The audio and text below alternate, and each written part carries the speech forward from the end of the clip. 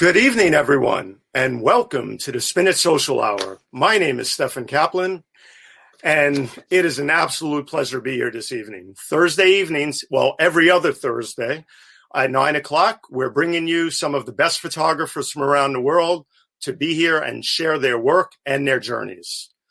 I am a social media and visual consultant. I've worked with the likes of the Pulitzer Prizes, AARP, and the Jackson Charitable Foundation, and many, many others. I work with Sri Srinivasan and the DigiMentors Group as a consultant, and I'm a teacher at FIT, an adjunct professor at FIT. I am also a former photo editor at the New York Times wire service for over 15 years. So it is an absolute pleasure to be here. We started the Spin It Social Hour when the pandemic hit to help photographers and make sure that they can get their work out there and tell you all about their journeys and everything that they've done in their lives. So it is just been a phenomenal, I think, 44 shows now. And tonight, it's an absolute pleasure to bring somebody on from one of my favorite cities in the world, San Francisco. Been there many times. I have actually worked with the Aquarium of the Bay on near Pier 39 there. So San Francisco, my heart is always there.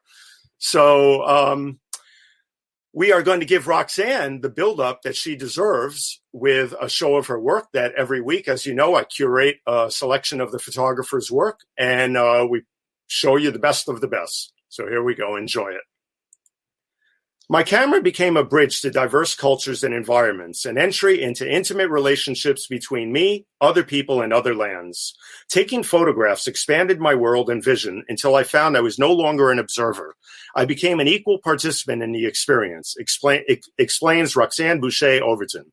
Roxanne has been an artist all her life, pursuing her creative interests, but her interest in photography began when she was a child and played with the family Rolleiflex. When she got older, she graduated to an SLR and quickly learned the basics of photography. She moved on to the first Nikon digital camera and has since upgraded with each advance in technology. I finally had total control over everything from start to finish. Roxanne now works in most genres of photography, although she favors images of things that ordinarily go unnoticed. Reflections in found art, imaginary landscapes, and intentional camera movement have become mainstays of her portfolio. Photographers look with their eyes, but see with their hearts. We capture moments others would miss. We have cameras that document or can be used as paintbrushes on canvas. When we share these moments, we allow others to experience the vision and insight that is uniquely ours. Folks, it gives me absolute pleasure to bring on Roxanne Bouché Overton from San Francisco. Roxanne, hello. Hi, how are you? Oh, I'm doing just fine today. It has been a busy week, but I am always thrilled to be here doing this and bringing on photographers to, get your work out there and tell your stories. And it is an absolute pleasure to see you because I learned about you and I became instantly captivated by your work. Oh my. Thank you, Stefan. No, I have to tell you, it captured a part of me that just really took over my spirit this week. And I was telling my students at FIT today that, when you find something, an artist's work or something in life that just makes you want to go out and start shooting in different ways, well, your work is going to have me trying some of this technique that you use. Good. It's a lot of fun. Absolutely. And I see we've had a lot of greetings from people. I know Bob Veritoni was here. Pradnya Haldipur is here from Maryland. Bob is from New Jersey, and many others that were saying hello. Thank you for being here, everyone. Roxanne, so tell me, how did it start? How did this journey begin for you? Well, really, it did begin with a camera that my dad actually was a house painter, and he traded some work for a Rolleiflex. And, it's the kind that you look down into. Mm-hmm. And I was so enamored of it. We were really poor, couldn't afford film. So I spent my childhood taking pretend pictures and, just dreaming of the day that I'd be able to afford film and finally be able to hold what I was capturing in my hands. And it kind of grew from there. I got a wonderful birthday gift in the way of my first Canon SLR, And first thing I did was looked in the owner's manual and wanted to find out how I could take a double exposure of my kids. So I don't think my intent was ever to be terribly literal, although I do believe that in order to do any of the specialty photography, as I call it, that you, I'm sorry, I just saw a friend say hello. And Please. I know, it happens. Anyway, I do think that the basics, being a really good photographer, understanding all of the rules of traditional photography are imperative before you branch out into things like, motion or abstract. You just have to understand how the camera works, and you have to understand what makes a good photograph. That's right. Well, I have to tell you, I have a Hasselblad. I have a Rolleiflex downstairs. And I'm embarrassed to say that I barely have time to use it. I really need to start using it and getting into, some other stuff these days. But I'm so inundated with social media and doing things so quickly these days that I haven't found the time. But it is wonderful, and you're absolutely right. It always starts with the basics. Yeah, it does. And now that you've told me you have that, you're going to have to let me go take some pretend pictures with it. Well, it's a prized possession. I have to get it going. So, but one of the things I wanted to ask you was, as I said in the bio that we narrated the opening slideshow with, is that you did a lot of things in the arts. What is it about photography that captured your heart more than anything else?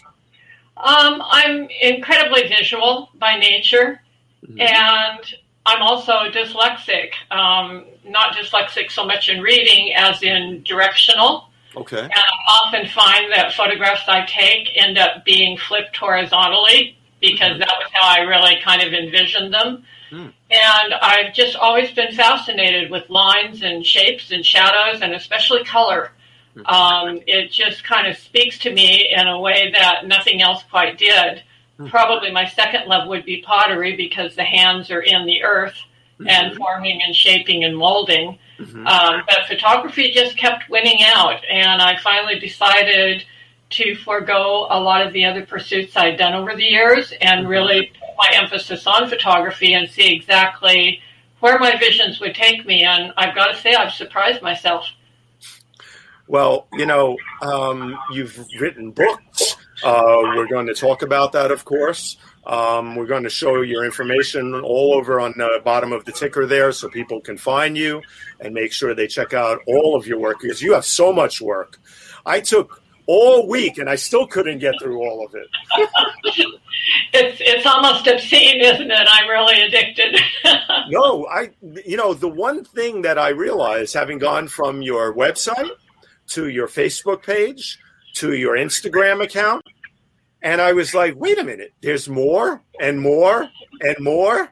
And I was like, wow, she is a workhorse. I don't think it's so much that I'm a workhorse as when I get behind a viewfinder, I'm in a world of Zen. Yeah, it's just, I just have to create. I have to go out and see what I can see and how I can see it. And I had some friends introduce me to a new venue in San Francisco on Sunday that I'd never seen before, and I was just a kid in a candy store. It's like, oh my gosh, look at this! I wonder what I can do. That's so funny. That's so funny, Roxanne, because every time I find a new environment, I always say I'm like a kid in a candy store. Yeah, it is. It's that way. I think that's a photographer thing. We all feel like kids in candy stores every time we find something new that jazzes us up and gets our creative juices flowing, Exactly. But, so have you been out in San Francisco your whole life? I mean, tell us a little about that. No, I grew up with somebody that was in construction and a contracting family, and we moved a lot, mainly all over the Pacific Northwest. Okay. And I've also been fortunate enough to do a lot of international travel. I was an underwater photographer. You haven't seen that group of pictures yet, Steph. Whoa, wait a minute. You hold back on me on that one now.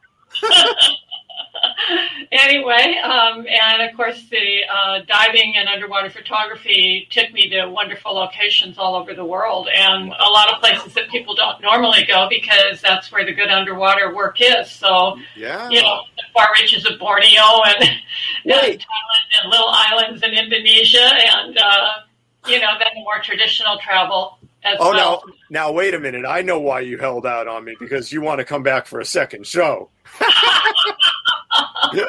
And I'll have to scan slides. I don't think so. I'll get somebody to scan them for you because I want to see those. So Okay. I know, right? We used to shoot a lot of chromes back in the days, right? Uh-huh. Yeah, I loved chromes. How did you feel about chromes? Yeah, me too. I mean, it was, again, a different kind of Candyland, and it just added an essence to being in that weightless, three-dimensional world that just was magical. And I absolutely loved it, and I feel like I was extremely fortunate to get to experience as many of the places that I did.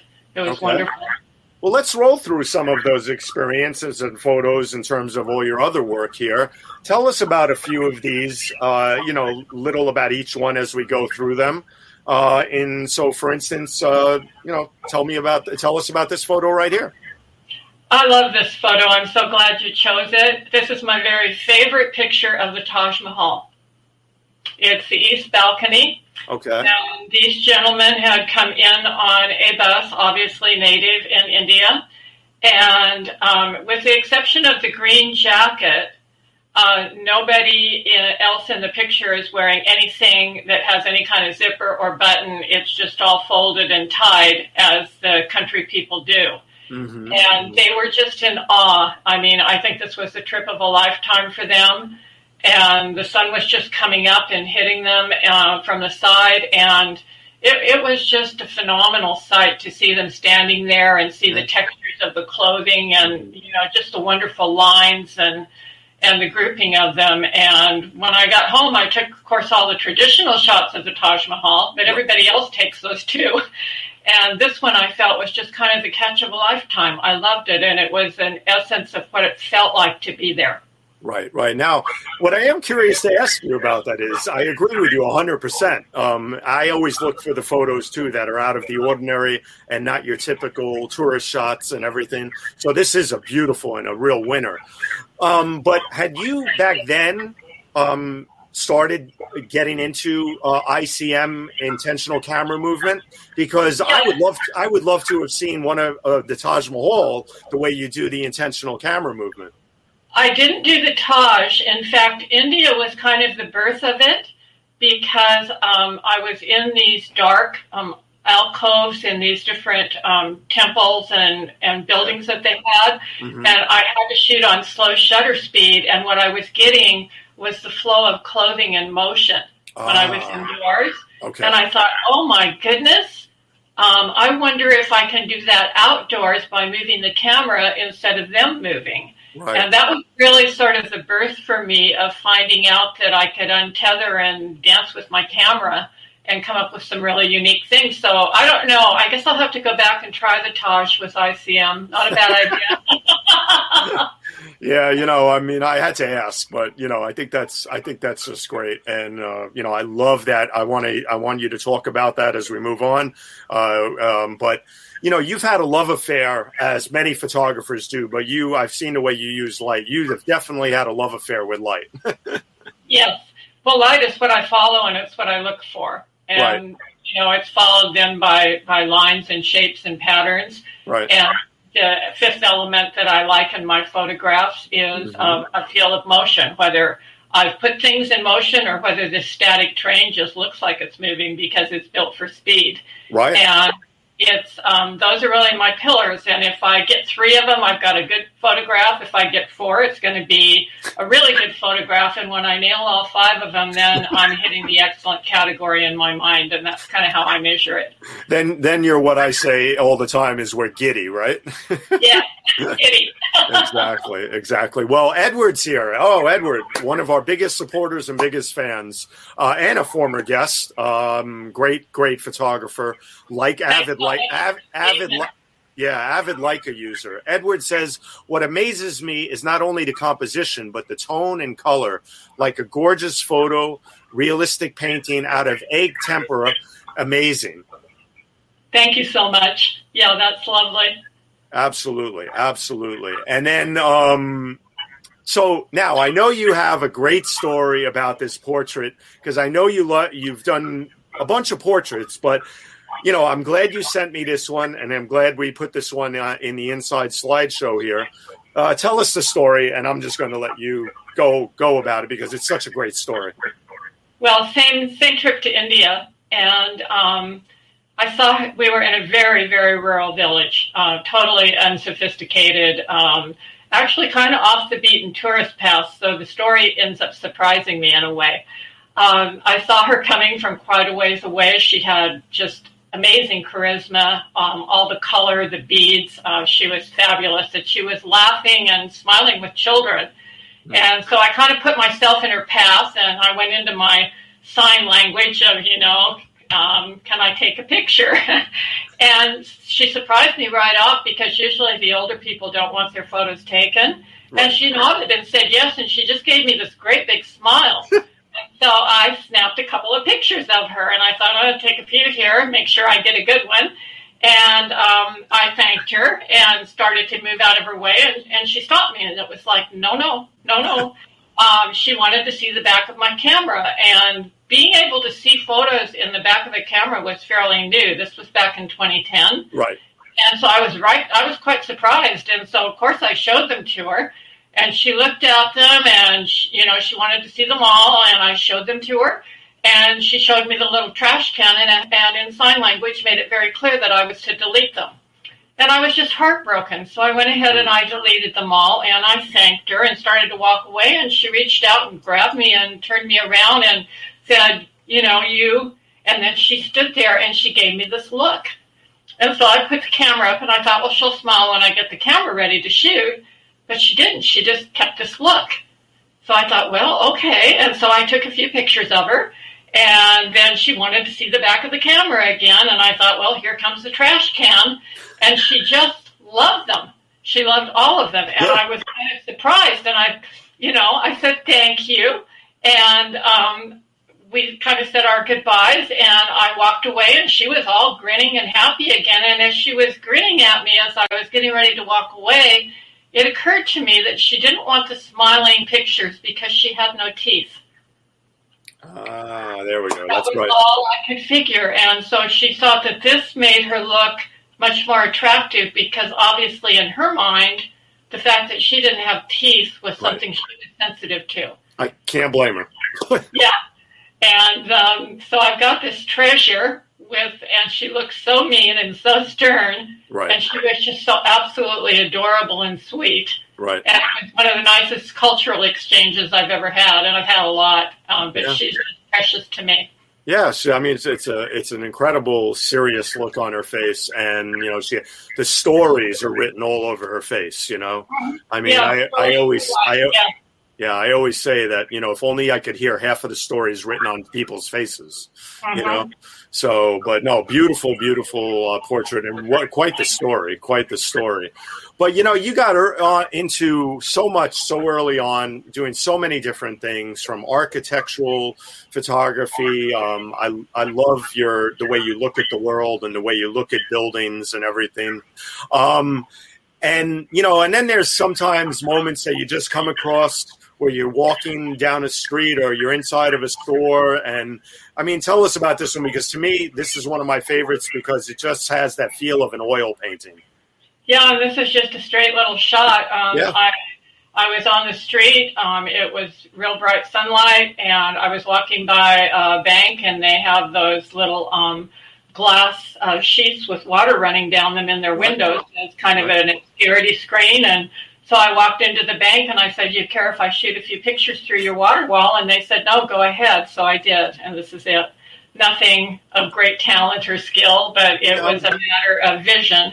But it's always the right moment, being in the right place at the right time, And the number of people in the frame, their positioning in the photo, all made for that perfect composition and symmetry in the photo. Just beautiful, just beautiful.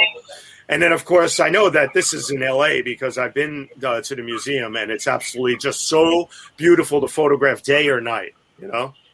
It is, and this museum is a joy to photograph inside as well as outside. You just every time you look at it, and it's just a big white box that sits on a corner with this interesting facade.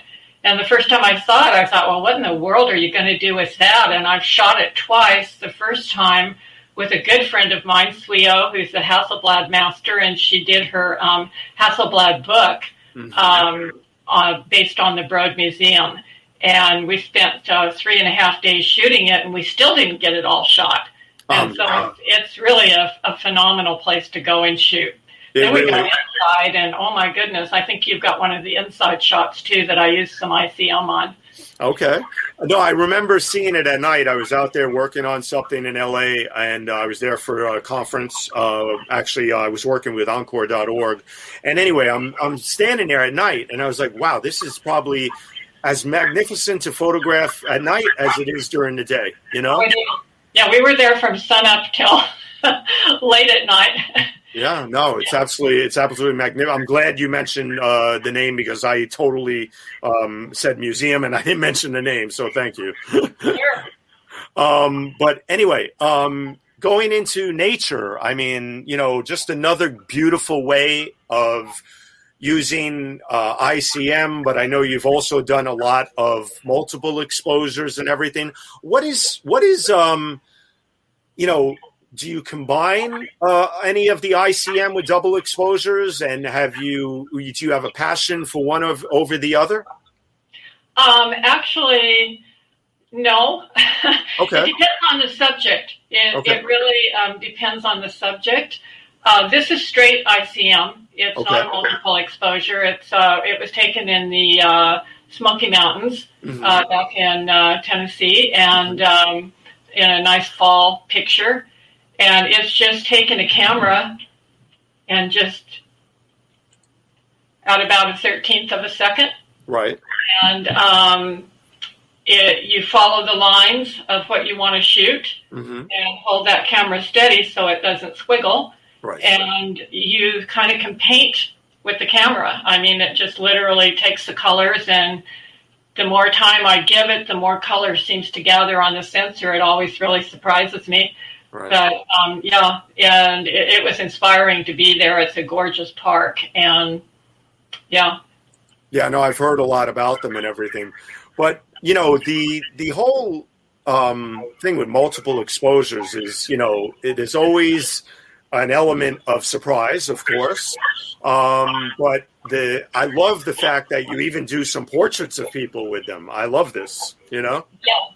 Well, this is the old 16th Street train station in Oakland, and you can shoot straight graffiti there. There's a lot that you can do, but somebody had this person there as a model, so I stepped in and took advantage of it. Sure. And this is definitely multiple exposure. And I think what multiple exposure and ICM are to me more than anything is capturing time and not capturing that 125th of a second, but capturing time.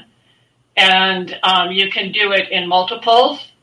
And my camera happens to compress multiples together in the camera. Or you can shoot a series of pictures and you can composite in Photoshop. But you're capturing more time, and light shifts minutely. Things happen, and you get such interesting stories out of it that just a single frame instantly shot, which is not how we see at all. I mean, that isn't our vision. Our vision moves. And so I think that's what I try to mimic with photography like this. Absolutely. No, shooting in tunnels and old train stations and all that type of stuff is always such a joy because you get those really, beautiful, deep, color and there's nothing like shooting in those classic places, Yeah. So I love that. Absolutely beautiful. Now, you've done a certain amount of black and white photography. And what was really must have been thrilling for you was that you had this body of work in black and white. We showed a lot of them in the opening slideshow. And tell us, I mean, it must have been a real thrill to be published in Lens magazine. Yeah, I was delighted. I got an inquiry if I'd like to do a submission, and I had just finished shooting at the San Francisco Museum of Modern Art, and I had some very striking images that I thought, and it was for their black and white issue, and I thought I can do some black and white with some of the things that I've shot there that'll be really striking. Right. And so I sat down at the computer and opened up Photoshop and worked on a few things. And I thought, I've got some stuff here that I think is good enough to submit. So I did. And I was really thrilled that they accepted it. No, they gave you a beautiful spread. I mean, look at the spread. I mean, just gorgeous. And, it's always a thrill to see anything published, especially given the nature of everything being online. So congratulations. That must have been great. Yeah, so, but I want to have you talk a little more about ICM and the whole intentional camera movement thing, because a lot of the work that we're going to show is a combination of that and multiple exposures as well that I have lined up. But talk to us about it and tell us how even people out there can begin to experiment a little with their cameras this way. Well, when I started doing ICM, I stayed probably a 15th to a 10th of a second. Okay. And photography, to me, and it's why I don't have a genre, isn't about what the subject is. It's about what the lines and the shapes and, of course, what the light is doing. But it's really those 5 elements that I look for. And it can be in nature, it can be inside of a building, or, it can be on a city street. They're all interrelated by having those elements. Right. And with ICM, my idea was to capture time. This was in Amsterdam. It's old. This structure the tunnel has been there forever. And I didn't want to just do straight shots of it. I wanted to capture the element that it's been there, and these people are passing through a couple of eras of time. They're passing through time that this structure has created, but they're also moving forward with their own lifetime. And that's 2 words, not a lifetime, but, we walk through our lifetime. And so that's part of what ICM means to me. It's those elongated moments. And more recently, my shutter speeds have been going as long as 3 seconds, which gives a completely different look. But this is just a straight, and I move very fast. I mean, It's like whomp. Right. It's that quick. Right. But it's rock steady, and it's following the lines of those pillars. And if I'm doing landscapes, then it's across. If I'm someplace with a diagonal, I'm going down. So it's picking up that main movement line that is taking place in the subject that I'm shooting. Right. And elongating that and letting everything else kind of blend the way that it will. And I think the element of surprise of what am I going to get is also a real attraction, because it's not predictable. Right. I can take my tripod and go out and shoot a sunrise at the ocean, and I know what I'm going to come home with. When I go out and set this camera loose and me loose with it, I never know what I'm going to come home with. And that's part of the beauty of it. No, absolutely. So we're getting a bunch of comments here from people. Edward said, Ruth says here, it looks very ethereal, and love the colors and lighting and the whole blurred concept. Absolutely. Edward had another comment too. He said, gorgeous, almost like a colored pinhole image with motion. Beautiful. Thank you. Absolutely. I agree with that one 100%. Both of them, great comments, and thank you. Tim Sohn is here. Thank you, Tim, for being here. Tim's a big nature lover, so I know he loved that earlier photo from the Smoky Mountains. One of the things that I noticed when you're doing a lot of the ICM photography is you do a certain amount with buildings and architecture and everything, but you really have a real passion for shooting people in them. Well, I think the person gives perspective, and the person, the human element, also really tells a story. Right. And it's more of an in-depth story because you get the pleasure of the surroundings and whatever happens with the surroundings. But then you have that person there, and as humans, we're always interested in what other humans are doing. Mm-hmm. And so it's an element, I think, that helps draw the viewer in, and it helps them create the story that they want to tell with the image that I've presented. No, I have to tell you, I think one of the other things that's great is that you've also put out a lot of books on this, and you've also been an instructor, you've done workshops. So tell us a little about that, because I'm sure a lot of our viewers would love to know more about how they can learn about this. And also from your work, we're going to show where they can find your books. Tell us a little about that, please. Sure. And it's real simple. I started out with a book to help myself, because I'm a firm believer that when you're writing a book, you have to really know your stuff. So it really makes me dig deep before I go on to explain it to another person. And I started out with a book called Think Before You Shoot. It was originally developed to help people take vacation photographs if they went on a trip somewhere, that their neighbors wouldn't cringe when they said they wanted to show them their pictures. And it ended up evolving into more of a book about the real basics of photography and what to think about when you're shooting and what to consider putting in your images. And after that, the way I actually learned how to perfect my photography was through self-critique and also listening to people critique other people's work. And so I wrote a book on the art of critique and how it helps you make exceptional photographs. And so that was the second in the series. And then the third is Catching My Peripheral Vision, which of course is the motion. Because if you stop and think about it, most of what you and I see at any given moment is blurred. We're only lasering in on sharp focus on the most minute little thing that we see. Everything else that is surrounding us is in blur. And for most of us that are taking photographs, what catches our eye is usually blurred.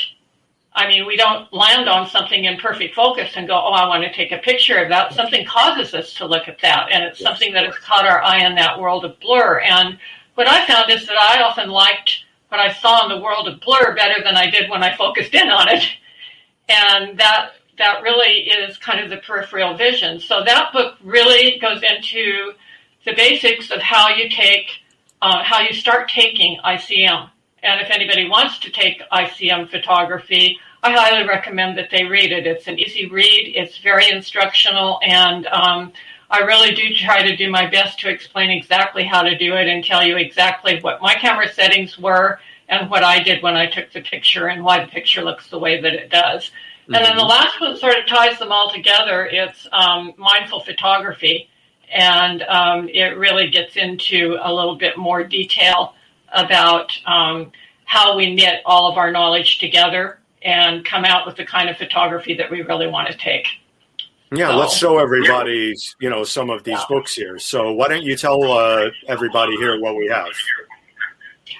Well, those are the 4 books that we were talking about, and they're all available. If you just search my name on Amazon, what I have will come up, and Amazon has some really nice previews so that you can actually read several pages in each one and see if it looks like something you're interested in. Okay. And you can get them either in ebook form or you can get them in a nice heavy paperback book form.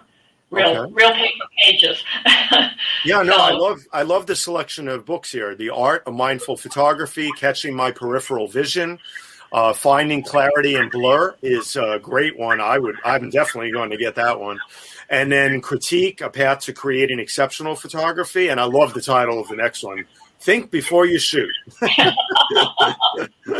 Oh, but you've also been to Havana. You've done a book on Havana. I do. My youngest son suggested that we go to Havana together. shocked me. We spent about 10 days down there together and just had an absolutely wonderful time, and I put the book together for him. And then this 100 Words is a collaboration with a friend of mine in Tennessee, and we became friends over this book. He had seen some of my work on Facebook and sent me an email and said, "You want to write a book?" Mm-hmm. And so we did. We collaborated, and my trip to the Smoky Mountains was actually to meet him a couple of years after this book came out. So kind of a fun story. Wow. No, I love the selection of books. I am personally going to dive into the rest of your work and also your blog and other things because, like I said, you've ignited something in me. I can't wait. That's a lovely compliment. I can't wait to start going around and trying some of this more intentional camera movement and reading some of your instructional insight on photography because, like I said, you know, we always have to find new ways of creating things. One of my favorite things to do in life is always create stuff. Oh, our good friend Ty is here. Let's see what Ty has to say. And let's actually bring up the other slides. We read Ty's comment because I'm sure it's going to be a great one. So let's see. Ty says, I had the good fortune of going on a photo walk with Roxanne in New York City a few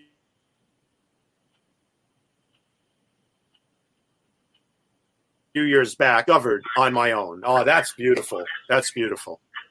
That's beautiful. I remember when we had Ty. It was such a pleasure to meet him. Yeah. Oh, and we have Edward. Edward writes the encyclopedia of comments. I love Edward, but I need a half hour to read his comments. There's something in photography we call the zone. The moment when you, Roxanne, are doing what you, Roxanne, are doing is showing us a world that exists in a world and time you have unlocked for us to see. As great as some of the great artists, musicians, film directors, poets, seeing things we normally walk by, and now we all observe in awe and wonder in a completely new way. How inspiring for us all. Edward? Oh, my goodness. Thank you so much, Edward. That's just a lovely, lovely compliment. Carla says, hi from San Francisco. Terrific discussion with smart tips. Thank you, Carla. Thank you very much. Rose Horowitz is here. Find Rose and follow her Women to Follow hashtag on Twitter. Hi, Stefan. Great to see Roxanne Bouché Overton's work. Thank you, Rose, for being here. Thank you very much. Roxanne, the Golden Gate Bridge. What an exciting thing it must be to use a certain technique like you have in ICM on something like the Golden Gate Bridge. Yeah, and this is a hand-blended multiple exposure. I mean, it's such a glorious bridge that in my mind, it just deserved to be repeated and repeated and repeated again. Right. And again, it's one of those iconic structures that so many photographers from all over the world and really fantastic photographers have taken amazing photographs of it. I wanted to try something different. I wanted to tell its story from different perspectives. And so this is what I chose to do with it for this image. I meant a multiple exposure. Sorry about that. I'm so caught up in your ICM photography that I just threw ICM out there. Obviously, it's a gorgeous multiple exposure. I'm sure Peter De Silva and other friends of ours who have been on the show from San Francisco would just love to see these, and I'm sure they will if they're not here right now. By the way, happy birthday, Peter De Silva, former guest and great friend. Jude Foster is here from New Zealand. Hello, Jude. Wonderful to have you here from beautiful New Zealand. We hope everything's well there, and that, it's so beautiful to see such an international crowd all the time. Yeah. So then we get to some of my beautiful New York stuff here. And let me tell you, I knew this was New York the minute I looked at it. And to me, it looks like it's right probably near Madison Avenue, near the Empire State Building, probably. Yeah, and I don't know. I can't read a map. No, I'm a New Yorker, born and bred. It's Madison Avenue, Park Avenue, probably Madison, right, or Lex, right near, probably towards the Empire State Building. I would say Madison is my guess. Okay. So, but Well, it's it was gorgeous. a beautiful spot wherever it was. It was Oh absolutely man, fantastic. beautiful, Yeah. beautiful. And again, this is just nice following the lines of the buildings down. Just Right. really. Then we get back to your beautiful area of San Francisco, and having been there many times, walking down some of the streets in Chinatown that have all the lanterns and everything, I knew exactly where you must have taken this, but I've never seen anything as beautiful as this from that area. Yeah, this is a multiple exposure. Yeah. And with lots of emphasis on making sure. I was very careful how I lined up the people so that they didn't disappear, because the light, when you're doing an in-camera multiple exposure like that, the light can sort of disappear people if you're not careful. So they're a little bit warped, which I think adds to their charm. And then we've got all that gorgeous color. Absolutely. Edward says that the steel from the bridge, all the steel from that bridge came from listen to this, Roxanne. That's right. So Edward documented the steel factory in the Bethlehem Steel Factory, and all the steel from that bridge for the Golden Gate Bridge came from the Bethlehem Steel Company. That image makes the bridge come alive as the people that built it. Sorry, I don't know why I'm stumbling so much here tonight. As if the people that built it can be seen in the metal.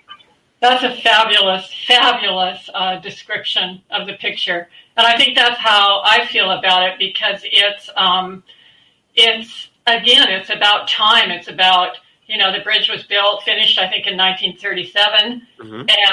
And it just captures that. Think of how many people have crossed that bridge, and think of all the reasons why. And there are just so many stories to tell with it. And it's just, and I think that kind of photography can really personify that there's just a million stories there.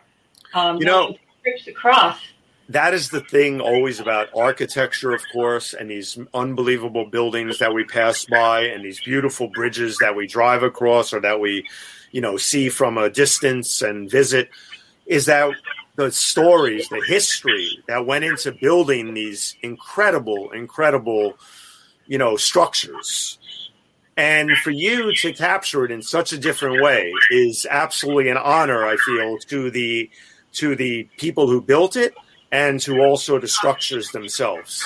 That's a lovely thing to say. And I do hope I honor them, because I am indebted to them for the beauty and the wondrous sights they've given us to enjoy. No, absolutely. I'm going to take a 1-second pause here, because one of the things I always love to do, and I have to make sure that I do, because it's great that the platform that we stream this on, to Facebook, YouTube, Twitter, and LinkedIn, and have so many great viewers from around the world, is StreamYard. It changed my life as a social media and visual strategist and consultant, and I just wanted to give them their just due, because they sponsor the show.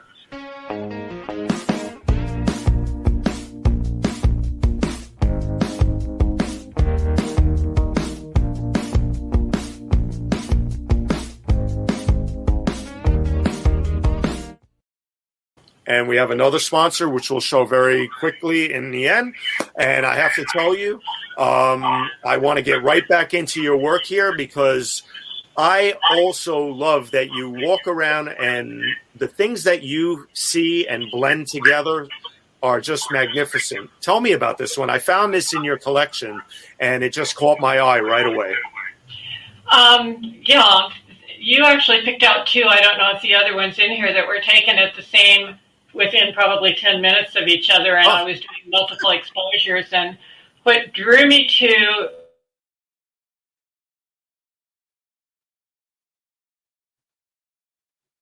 Okay, I think we may have frozen here for a second. The site was with the Okay, hold on 1 second. circle on the screen. Are you, or is that just here? We're back. Yeah, I think it may be on your end. Okay. So if you have any problems, we'll bear with them. Don't worry about it. Okay, thank you. No problem. Anyway, it was just a great setting, and I was doing multiple exposures there and waiting for people to come through. And this was pre-pandemic, so in San Francisco, you never have to wait too long for somebody to walk through.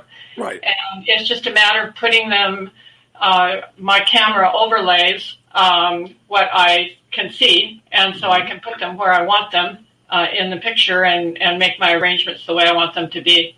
Well, you have a wonderful eye for doing this, and you really bring them together and make them sing, as I would say. And but then you could be walking down the street and there's a lot of athletes all the time, and there's other people doing things. I love the perfect moment here of a jogger, a runner, and the beautiful streets of San Francisco. Yeah, this is over by the Transit Center, and again, it was the angles. I have an implied triangle there. I love what happens to crosswalks when the camera moves, because it makes the crosswalk more distinct in a blurry kind of way. And the light was just stunning. And so I just stood there for a few minutes and played with it. And this was the one I just liked the way that light got picked up and kind of smeared around. And I love the little red lights on the right-hand side. Yeah. As kind of an accent, and the little spot of yellow. And I really like color. So, and again, geometry, which the shapes and the line. Well, that's the thing. That's the thing with you is your use of geometrical shapes and everything. Your use of geometry is just phenomenal, and your knowledge, of course, but also, like you said, a lot of it has to do with the way you look at things. And it's always interesting, Roxanne, because sometimes the certain things in life that could prove very difficult to many people. Such as earlier you mentioned that you were dyslexic in terms of the way, the way your vision catches certain things. Well, you've turned that, though, into such a positive for everything you do. Well, it's how I see. Right. And so, yeah. Right. But it's so beautiful the way you see thank you. And the way you capture it, that in many ways, it's a gift in other ways. It actually, I do think of it as a gift. Yes. I do, because I do see things differently. I know I do. And I love that I can. And it is an absolute gift, and we're thankful for it in many ways. Now, I did not realize this earlier when we were talking, but here we are in New York, and wow, Times Square, right? Right. Yeah, I loved how many people there were, and I loved the shapes of them. And I took a few different swipes with the camera, and this is a little bit longer shutter speed. It is not a multiple exposure. It's pure ICM. Wow. And it's ICM with a little bit of a jerk in it, a little sweep, stop, sweep. And you can get kind of a feel for, you get two different pictures, even though it's all in the same frame, if that makes sense to you. Oh, absolutely. And, one of the things that I wanted to say is that the thing I love most about your use of ICM, intentional camera movement, is that you could stand here, whatever you're doing, and look at these photos and these images and study them, because there's so much to try to decipher, Yeah. Between, there's mystery. Yeah, mystery. There's mystery, exactly. And that is such a beautiful thing, because whereas a lot of photos, you can look at certain things and pick something out really quick. And then there are others that you have to study for a longer period of time. And then there are these that have everything brought together, everything brought together. The colors are outrageous. Yeah, I know. Outrageous in a good way. Yeah. And here we have a street in San Francisco, another beautiful shot. I tell you, the streets of San Francisco and New York, nothing like them. Yeah. Nothing like them. And this was shooting into the sun, so people are backlit. And probably looks like 3 exposures, and this was definitely done in camera. Gorgeous. To now, tell us about this. Because Edward says, amazingly powerful, spiritual. The center figure is very Christ-like, and all of those who follow surround. Absolutely, Edward. That's a great interpretation. I love that. Thank you. Edward types really fast, and he has the best analysis and outlook on every photo. I tell you, he's amazing. Yeah, That's great. I love it. I love to hear other people's interpretations. And that one actually is very close to what my own is. Absolutely. But tell me about this one, because I saw this and I just stopped on it immediately. Well, it was one of our old streetcars. We have historic streetcars that run down Market Street and down the Embarcadero. And the light was gorgeous on the streetcars. I noticed them as they went by, so I decided to stop and capture some as they went by. And I got this one with the three faces, and I just loved it, especially the middle lady. There's just something 1920s about her, kind of a mysterious, almost she reminds me of Helen Mirren in a way, the actress. And it's like there are stories there. Those women have stories.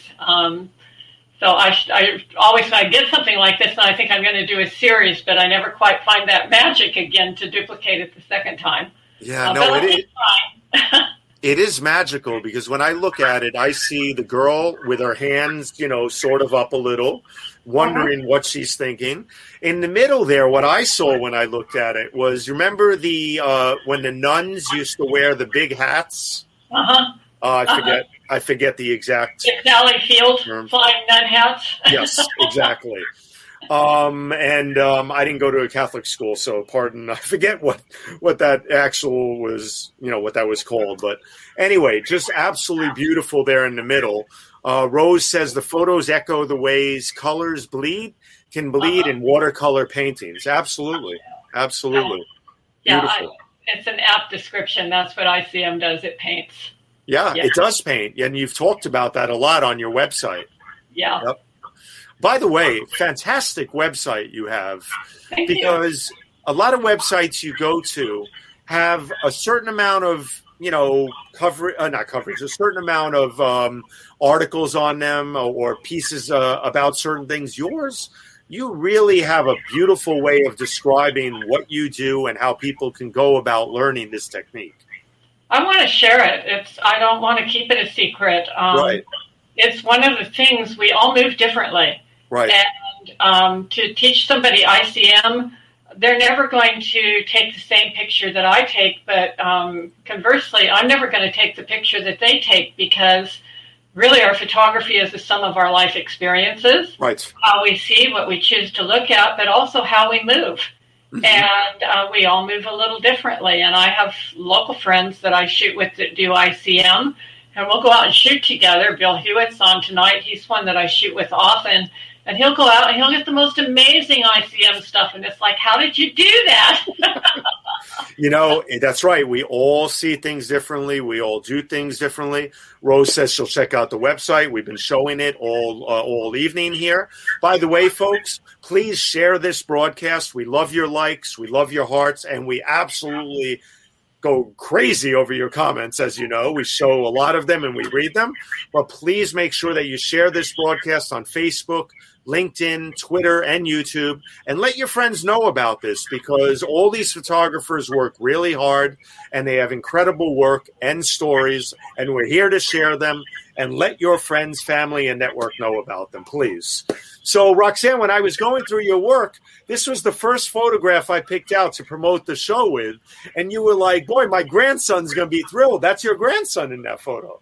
That's my surfer grandson. It certainly is. Yeah. Wow. So tell us about this. Yeah, this was taken. It's a multiple exposure, and it was taken at Montara Beach, which is just south of the city. Mm-hmm. And it truly was orange because this was in the midst of our forest fire season last September. Oh, okay. And it was the day after San Francisco made international news because we never saw the sun that day. The smoke was so thick. That's right. That the sun never showed. And this was the evening after. So the next day, and it had cleared just enough. And we took him down to Montara, and he went in, and I wanted to get some nice surfing pictures of him, but I didn't. But I got this one, which I thought captured his spirit and the spirit of the day. And what surfing brings to the inner soul of somebody who's in communion with the ocean like that. Mm-hmm. It's an amazing pursuit. Let me tell you something. Now that you say that, I didn't realize it was during the wildfires and everything else that was going on in San Francisco. Yes, that smoke and the sky and everything was really ominous. Yeah, and it was really scary. Numerous photographers I know documented all that while that was going on, had some incredible images. But like you said, you went there to get a certain type of picture, but look at, even in that moment, look at what you came back with. It's a gift. It's just unbelievable. It's gorgeous. I had an interesting experience during the fires. I didn't go out on the worst day. I didn't have the freedom that particular day to take my camera and go. I had some other responsibilities but I did have to run down to the corner, and I went out in the outer Sunset, which is just row houses.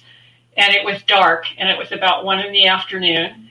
And all of the windows were lit. And those particular houses, you see their dining rooms and their living rooms. And there was somebody in each window as I walked down the street. They were either on Zoom on their big screen TVs in the living room, or they were typing on computers in the dining room or living room. And as I walked down the street, I thought, this is the pandemic. This is it, that ominous dark sky, the threat, the danger. We can't see these viruses. We can't, can't touch them. Yeah. And that day, I walked through an actual visual field of the pandemic. It was an amazing, I'll never forget it. And then the next day I went down and I got this, and it was just the beauty of our planet recovering. Yeah. And I hope we keep it recovering, because it's a glorious place to inhabit. It really is. We have a lot of work to do in this world and many things. And I'm just hoping that, we will get through this, but it is definitely a long road. We have a long road for a lot of things that are going on. But you know what? Your photography and your beautiful way of describing so much of it, and your stories to go along with it, it's a blessing to have you here tonight. Oh, thank you. And, along with that shot, we go to another shot where there's the beautiful sunlight with none of that stuff that was going on in San Francisco with the wildfires. Was this where was this, Roxanne? Cambodia, a couple of years ago. And it was interesting because she was actually posing for a tour of photographers. Okay. And she was out walking across this lake with these water containers, and of course they were all lined up. They all had their cameras on their tripods. They were all going to get exactly the same picture. Of course. And I thought, how can I interpret her a little bit differently? Because she's magical. I mean, even though she was a model, she was a villager making extra money. Right.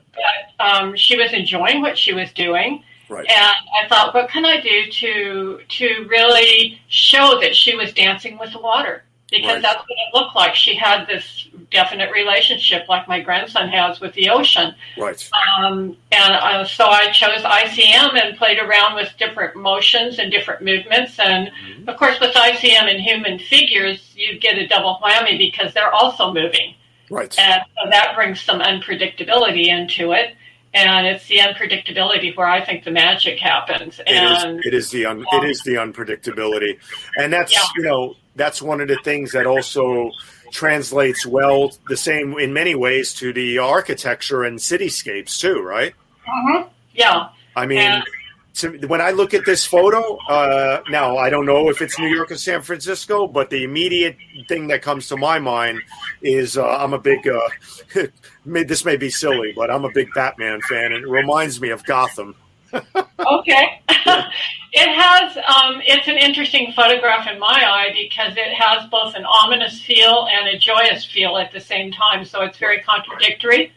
And I'm sure some people take it more heavily one way or the other. And, that's kind of cool because they're meant to provoke thought in whoever views them, and especially ICM, to come up with your own story of what you think it is. That's right. Yeah. Absolutely.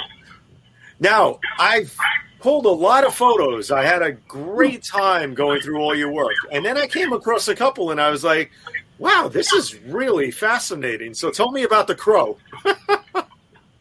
I don't want to tell you. It'll take the magic of the photo away. Okay. You can have some secrets. It's okay.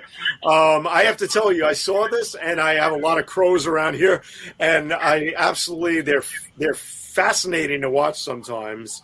And I'll tell you what he is. Okay. He's a gate ornament. He's a metal gate ornament. Oh my God, you got me so good. That is so funny. But that is so funny. This guy was so gorgeous behind him. Wow. And I was able to do some multiple work with it. And I love it. And he was a gate ornament. But that's okay because he's a representation, right? Listen, you'd show this to 9 out of 10 people. Would anybody guess this was a gate ornament? Oh, I don't think anybody, if you did 10 out of 10 people, nobody'd know. I don't think so. So Edward says, Edgar Allan Poe, the literary associations are hitting me, the Raven. Exactly. Yeah. Absolutely, Edward. Thank you. And Edward also said that skyline looks like Dante's Inferno. It's actually true. So like you said, there's joy in that photo, and there's mystery, and there's also ominous, that ominous feel to it as well. So tell us about some other work that you've worked on too, in terms of landscapes and nature, and then we get to some really, really different stuff that you've done too. This is the Marin Hills, taken from the city across to Marin. And I did a very slight ICM, and then I turned the camera upside down and positioned it and did another one, and it left a little brightness of sky in the center. Absolutely. I love this technique, man. Oh, my God. I can't wait till I start using. I have a Samsung NX1 professional camera with an incredible 18 to 52.8 lens. And I can hardly wait to start doing some of this technique. Well, don't be afraid to turn your cameras upside down. I'm going to be trying a lot of things. I'm going to everything. Everybody needs something to play with this pandemic. So let me tell you, we're all going stir crazy. So the number one thing I'm looking forward to is discovering new ways of doing things. So I love it. So. But, just guide us through a few of these as I go through them. This one is just purely a composite. Okay. I just took a series of pictures at the beach, and I got home and I got Photoshop out, and I had a vision in my head on what I wanted, and I just put it together, and it's purely a composite. Okay. Just my imagination. Absolutely gorgeous, though. What an imagination it is. And subway tunnels and other things are something I love to always keep my eyes out for and photograph, and even escalators and stuff. So tell us about this. This is the escalator from the lobby up to the second floor of the Broad Museum in Los Angeles. And if you look up at the top beyond the figure, you can kind of see the giveaway of the Broad shapes that are morphed a bit with the motion. Absolutely. And it was an ICM twist. Yeah. And sometimes I do ICM pushing forward. Sometimes I'll do it, and that'll give me the double exposure look. It's really fascinating to work with that sensor and see what it collects and what it deletes along the way, depending on how it's developing. Yeah. You know what's gorgeous I love about this is I love the way the orange just flows straight up. Then you have the escalator stairs, which are almost like a beautiful blue. But the key is, as you said, at the top is that beautiful architecture and design, of the Broad Museum outside, So just gorgeous. It's gorgeous. I have to tell you, the colors just, I'll sit back with a cup of coffee and tea and look at all your work again because I'm in awe of all the beautiful colors. This is at Chase Museum. I'm not Chase Museum, Chase Stadium, where the Warriors play basketball. Okay. It is very colorful there, but not this colorful. What amazes me about this, it was a fairly long exposure. So it allows the color to collect. And then I just ramped up saturation, and much to my amazement, these colors popped. Mm. And then I used one Nick filter over the top of it to kind of polish it off, and it deepened the colors just a little bit more, and I liked it. So Okay. Okay. Now the Warriors moved to a new stadium, if I'm correct, right? I'm sorry? The Warriors, they moved to a new stadium. Yeah, this is their new stadium. Yeah. Right. So this is the new one. Yep. And Wow. It's got some wonderful architecture to go play with, and it's got some beautiful big metal spheres out in a courtyard that are mirrored on one side that are kind of infinity mirrors. And it's, again, another Candyland. You could spend a day there. Right. No. Wow. I haven't been to that stadium. I've only been to the Forum to see the Lakers. Okay. So I'm sorry. Listen to me. The Staples Center. Yeah. Boy, I'm really dating myself that I said the Forum, right? Anyway, well, moving on here.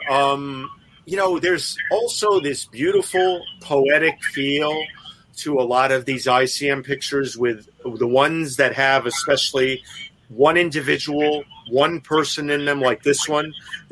You could almost look at this photo and expect a poem to be read, you know? Yeah, this is New York. And I did a lot. I was out every evening when I was there doing night shooting. And she just had this beautiful kind of flowy gown on, and her hair, and I love the geometry of it. It's complex in its own way when you look at the floor and the lighting mm-hmm. and what's going on. Mm-hmm. But it speaks simplicity when you look at it in the whole.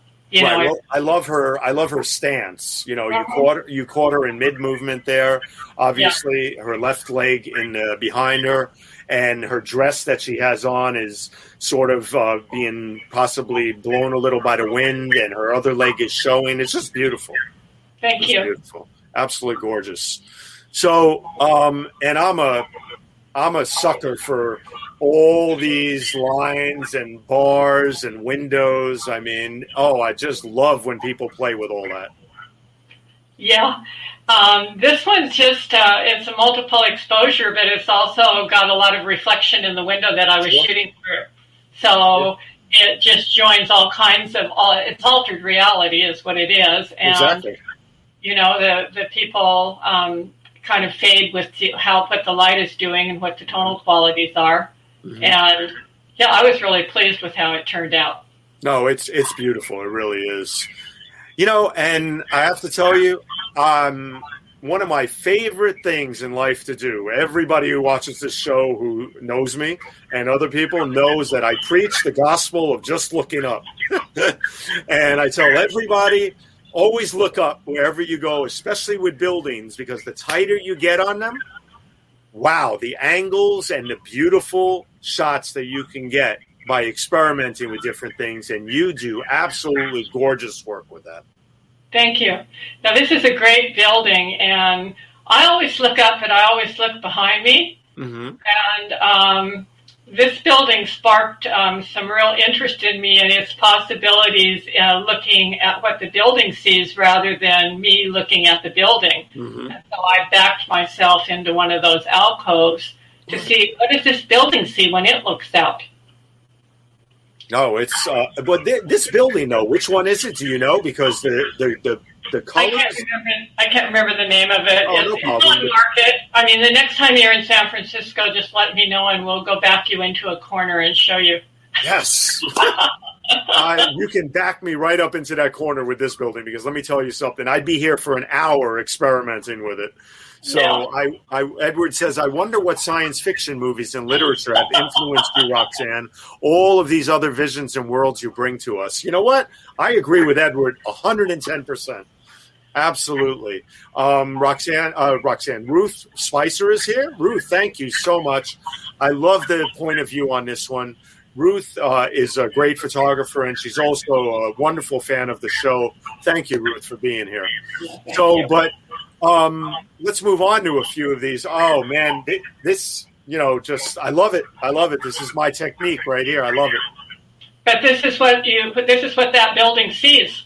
Right. That's right. You back into one of those little alcoves back there, and you look up at the building to see what the building's looking at, and this is exactly what you see. And the first time I did it, I was just starstruck. It was like, oh my gosh, look at this. As I would say, it's the gift that keeps on giving. Yeah, it does, for sure. And that's exactly what the art of Just Look Up can do, because the tighter you get and the more you look at things, the more you find. And Yep. that is absolutely gorgeous. Yeah. You know, and then you can come in tight on certain things. Mhm. And when I saw this, I was like, wow, that is absolutely magnificent. The clouds reflecting with those beautiful lines. I love, you know, sometimes you have to come in really tight on some things. I'm usually one that goes for the overall perspective, Mhm. but I have to, because I'm a wide angle type of guy, but I love the close ups on some of these. Yeah. Well, the details are just they're just beautiful, and Mhm. you know, architects put so much time and effort into every little tiny nuance of what they design, and sometimes we just see the overall picture. And I like to really go in and see what makes the overall picture what it is. Right. You know, what are all of these elements? Right. No, Yeah. absolutely. There is a building in New York just like this on the west side now. I forget the name of it, but it has angles just like this, and I love getting under it. And actually, there's another one now, a platform in New York for what's called the Edge, which is now at the New Hudson Yards. Uh-huh. And I have to get up there one day to photograph some of it, but this is absolutely stunning.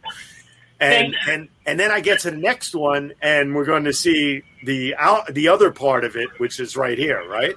Yes. And what that is the Neiman Marcus department store.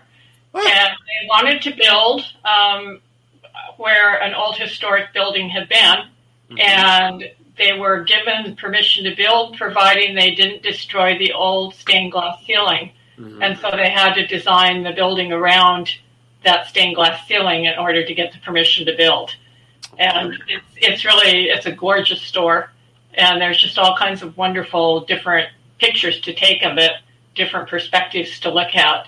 I absolutely love the reflection of that other building in it, because it's an older building, and the sunburst on it, along with the dome inside and everything. Everything just plays so beautifully together. Yeah. Beautifully.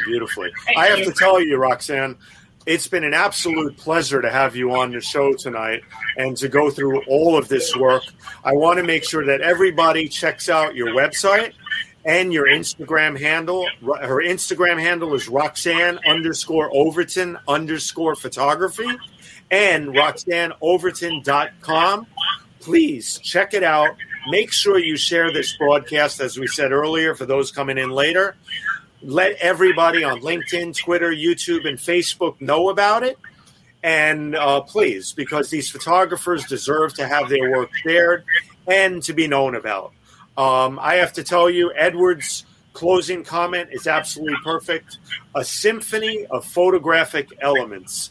And that is exactly what this show has been tonight. Thank you so much, Edward. You've been just inspirational to me to try and live up to what you see. Well, I have to tell you, we are always thrilled to have Edward as a guest, a former guest, as a fan, and as just a wonderful friend of this show. He lends so much to it every week. We're thankful for him.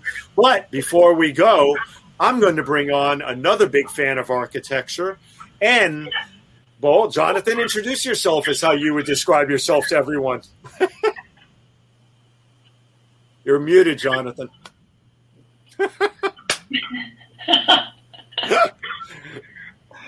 What Stefan was referring to is that I did my graduate work in architectural design and history.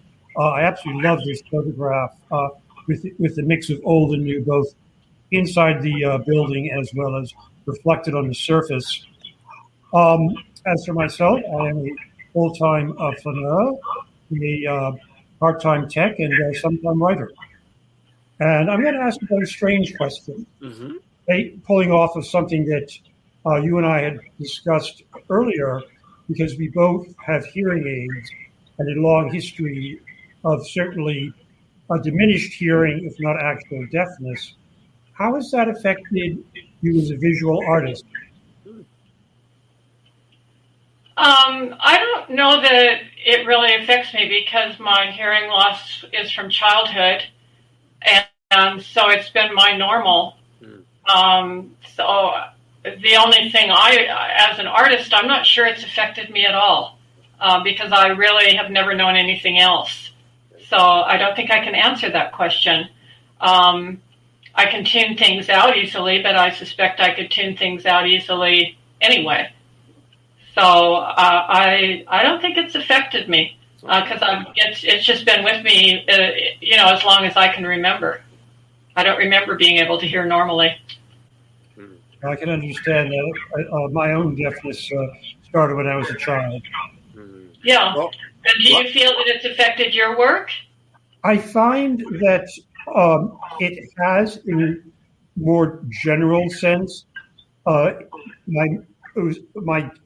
deafness journey, for lack of a better term, was very, very slow at the beginning. So I didn't actually need hearing aids for the past couple of years, but it's forced me actually to be more to compensate for what I'm not hearing. And that's a valid point, and maybe I do look a lot deeper because there's a lot that I don't hear. It's quite possible, but my vision also happens to be I'm like 2015 and 2013. So my vision is really acutely sharp, and I see things in layers. So I love reflections because I can see the layers. I can figure out how many different, layers and reflections I'm seeing very quickly. So I'm not sure how it all ties together. Okay. Well, I have to tell you, it's been, like I said, an incredible discussion to have you on. Your journey has been quite a wonderful thing to listen to. And thank you so much for being here. Jonathan, by the way, is our wonderful co-producer. Without Jonathan driving the car behind the scenes with all the comments and banners and tickers and helping with the narrative at the beginning, I wouldn't be able to do what I do best, was put together all the visuals. And I have to tell you, once again, it was a joy putting together your work tonight.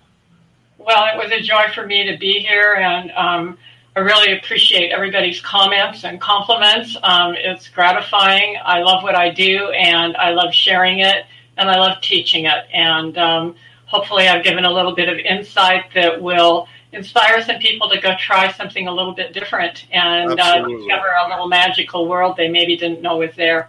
Well, you've already done that with somebody as far away as New Zealand, because Jude from New Zealand said, "So glad I discovered Roxanne's work. Thank you for sharing her images." Thank you. So you know what I say? Mission accomplished. Mission accomplished. Okay. Roxanne, thank you so much, Steph. It was a joy meeting you, Jonathan. I really appreciate everything that you guys do to further the art of photography. It's definitely a passion. Absolutely. Stay behind the scenes for 1 minute. I have to wrap up, but then I want to talk to you for a minute, okay? Okay, thank you. Okay. I'm going to take this off. I'm going to say, folks, this has been another Spin It Social Hour. Thank you so much for being here. Wow, it was so much fun and so beautiful going through Roxanne's work. Thank you, Ty, for letting me know about her. I am definitely looking forward to bringing more photographers on. I've been on a run of women photographers right now because I am making it a mission of mine to bring more and more women photographers on the show, and photographers from everywhere, from all different backgrounds. So I just want to run through a couple of things. Please know that my next guest is going to be an incredible show. The next guest I'm bringing on in 2 weeks on April 29th at 6 p.m., midnight in Croatia, is Olga Karlovac. Olga is an incredible photographer who has a brand new book out. I'm going to bring her on, and it's going to be an incredible time learning about her journey and her work. So please tune in on Thursday, April 29th, as Olga stays up really late to come to us all the way from Croatia. Okay? The other thing that I wanted to tell you quickly is that there's a great workshop going on online, an expo called canamexpo.com. Rick Friedman, one of my buddies and a former guest on the show and a phenomenal photographer, is doing some workshops there. But any of the workshops there are only $99. You just can't beat that, as it says. Photography education with 13 instructors over 30 hours of classes. Please check out the Can-Am Expo and Rick and many other photographers listed there. You will learn a lot. It's going to be great. We all need something to do during this pandemic. And then finally, a couple of other things. One of my other sponsors on this show is a wonderful gentleman named Emilio Pardo, who's a visionary brand strategist, and we work on a show together called Real Talk Live from the Barn. And our guest on Wednesday, April 28th, is going to be Christine Whalen, Dr. Christine Whalen from the University of Wisconsin-Madison. And she is the authority on purpose and happiness. And it's going to be on finding happiness, the myth and reality, how to achieve it and make it last. It is going to be a great show. We all need to know more about happiness and purpose. So please tune in and listen to Dr. Whelan talk about that. It's going to be an absolute great show. And Sri's Sunday NYT Read Along this Sunday and every Sunday. Join in with Sri and this week guest host Neil Parekh, who is actually also the producer of Sri's Read Along, with Robert Strauss, who is their guest this week, author of The Final Founder, a somewhat unconventional biography of U.S. Supreme Court Justice John Marshall, and author of Worst President Ever. No, not that one. Oh, man. Okay, I'm tuning in for that one, just for that line right there. Okay, we're not going to get into that, though. And finally, folks, thank you for being here. I really have a passion for doing the show every 2 weeks now. And I thank the heavens every time I do it for bringing these photographers on. Please look me up and follow me and find me and connect with me if there's work to be done in social media and visual strategy, live stream production, social media coaching. And I do a ton of guest speaking and workshops these days all over the world, teaching about visuals and social media. So please connect with me. Thank you very much. I tell you, folks, what a joy. Anyway, see you in 2 weeks. Stefan Kaplan here for the Spin It Social Hour. Please, number one, take care of yourselves and be well, and take care of your families and friends.